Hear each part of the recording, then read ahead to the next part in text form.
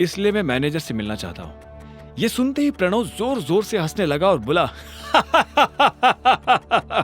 तुम्हें उसकी जरूरत नहीं पड़ेगी, मुझे अपना चेक दिखाओ। अभिनव ने गुस्से में प्रणव को अपना चेक दिखा दिया। प्रणव ने बिना देखे अभिनव और बाकी लोगों की आंखों के सामने चेक फाड़ दिया। अभिनव प्रणव पर चिल्ला उठा, तुम्हारा दिमाग खराब है क्या? सिक्योरिटी को बुलाओ और इस आदमी को अभी के अभी बाहर निकलवाओ यहाँ से। फर्जी चेक लाकर बैंक वालों को बेवकूफ बनाता है। अभी पुलिस बुलाकर तुझे अंदर करवाता हूँ। इधर अभिनव ने अपने फाड़े गए चेक के टुकड़ों को मुट्ठी में भरा और गुस्से में अपनी मुट्ठी भींच ली।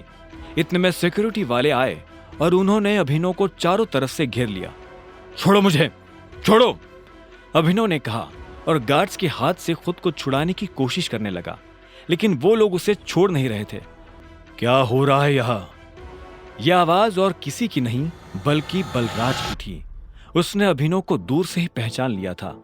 बलराज को देखते ही अभिनव की जान में जान आ गई थी। अब कोई उसका कुछ नहीं बिगाड़ सकता था।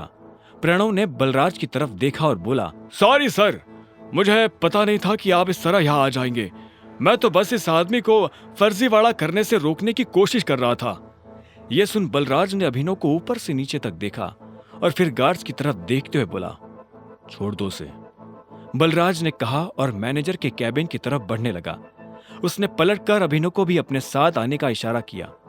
अगर इसने कुछ गलत किया है तो इस बारे में मैनेजर को पता होना चाहिए।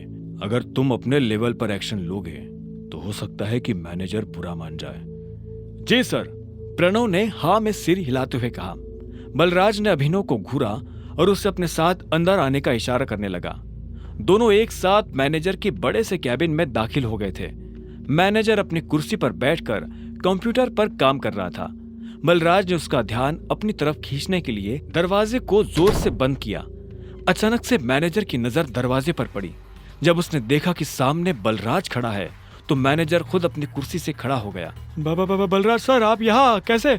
मुझे बुलवा लिया होता। बलराज ने उसे खींचते हुए देखा और बोला, वैसे तो मैं यहाँ कुछ काम से आया था, लेकिन बाहर जो मैंने तमाशा देखा तो मुझे लगा कि पहले उसके बारे में तुमसे बात कर लेनी चाहिए। तुम्हें पता है ये साहब कौन है?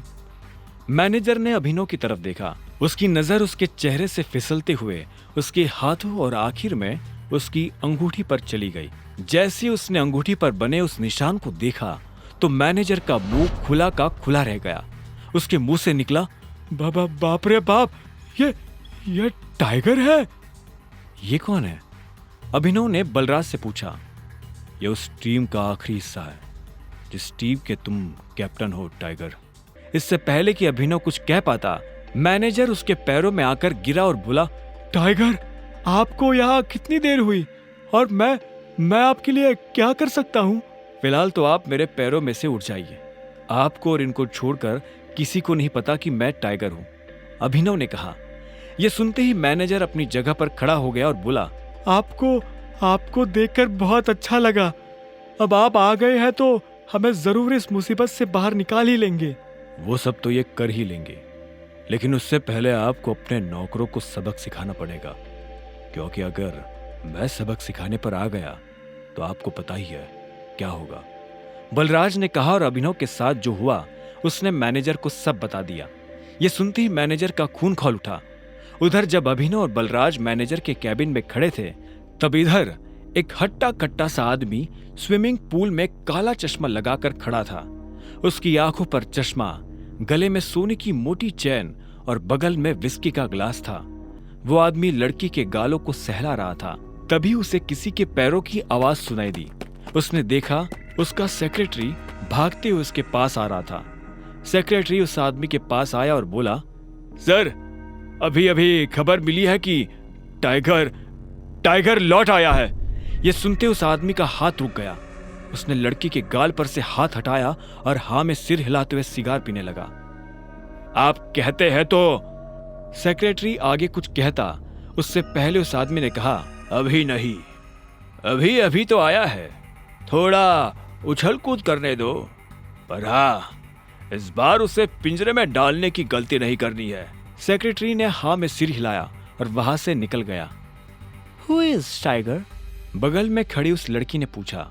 आगे की कहानी जानने के लिए देखें अगला एपिसोड सिर्फ पॉकेट एफएम के यूट्यूब चैनल पर और द रिटर्न ऑफ टाइगर के सारे एपिसोड्स को सुनने के लिए डिस्क्रिप्शन में दी लिंक से डाउनलोड करें पॉकेट एफएम ऐप।